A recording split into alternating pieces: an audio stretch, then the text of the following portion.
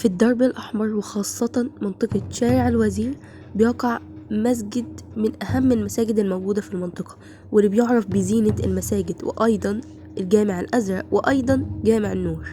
بيشتهر بكثرة وجود النصوص التأسيسية، والنصوص التأسيسية دي بتوضع إما عند بناء المسجد أو عند حدوث أي تجديد. في الشمال من مدخل المسجد بيوجد قبة ضريحية دفن فيها علاء الدين كوجيك، وهو ابن السلطان معروف به الناصر محمد ابن قلاوون.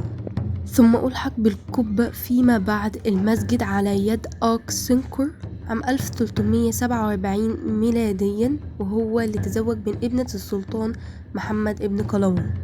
وفضل المسجد لفترة من الزمن وأهمل لحد ما جه والي عثماني اسمه إبراهيم أغا مستحفظان، واللي قام بتجديد الجامع، وكان هو المشرف على أوقاف المسجد ده في عام 1552.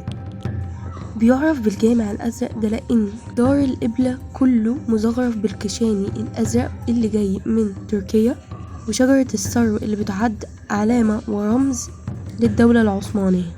وتخطيط المسجد ده زي تخطيط مساجد كتير، فهو بيتكون من رواقين في ناحية القبلة ورواق واحد من باقي النواحي. بيتميز المسجد بالحديقة اللي موجودة في منتصف الصحن.